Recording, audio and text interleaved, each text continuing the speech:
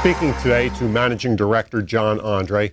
John, we're 1 year removed from the update of best credit ratings methodology. What are your observations on this first year from a PC perspective? Sure, yeah, thanks, John. And it's been about a year since we put out a report prior to the release of the enhanced BCRM, which was October 13, 2017. So we have a report that's being updated, and it's going to be available very, very soon. That'll comment on what we've seen through that first year of the new BCRM. I need to repeat, though, and make clear to everyone, is that the change in methodology has not been or responsible in and of itself for rating changes. I mean, we put a list of companies under review last year prior to the release of the rating, and some of those, they were all sorted out by the springtime, March, April timeframe. Some were changed positively, some were changed negatively, some stayed the same. But the other actions during the year, even rating actions that are occurring now as we're recording this, would have occurred with or without the updated BCRM, whether they be from capital shortfalls, major earnings surprises, ERM weaknesses, reorgs, acquisitions, etc. They would have occurred at any point in time under the prior or the current BCRM. So the rating changes that have happened this past year outside of the BCRM have been more due to the credit fundamentals of the companies rather than a criteria change.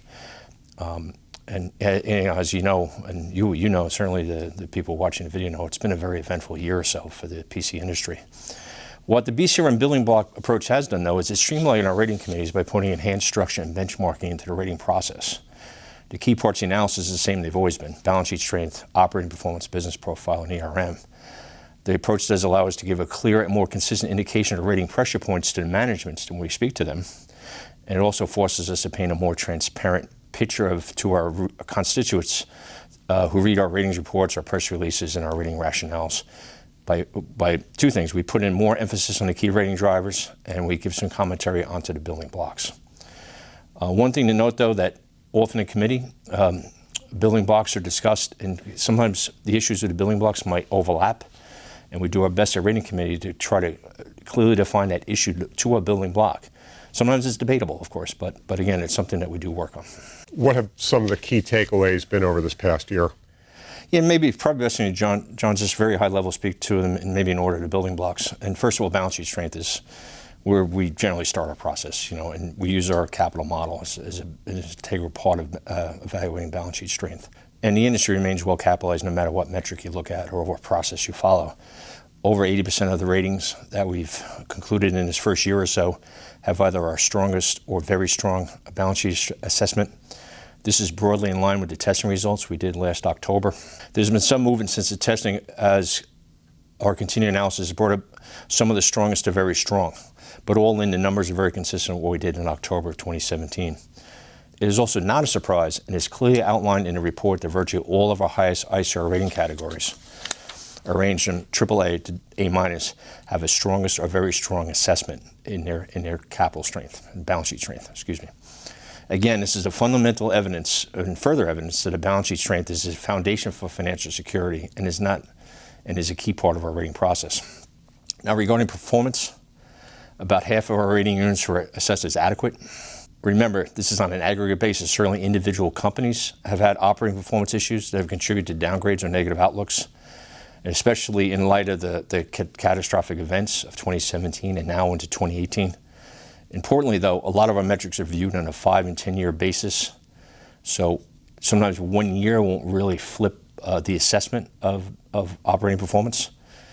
We look at both the level of performance and the sustainability of that performance by measuring volatility on a historic basis and prospectively using our analytical judgment.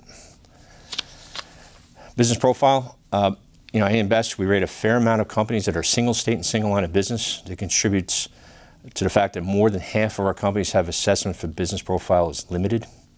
Again, just one part of analysis. Many of these limited companies have other strengths which results in A-range published ratings. So the fact that you have a limited business profile does not mean you can't certainly come up with a very solid AM Best rating. On the other end of the spectrum are those assessments that are favorable or very favorable for business profile.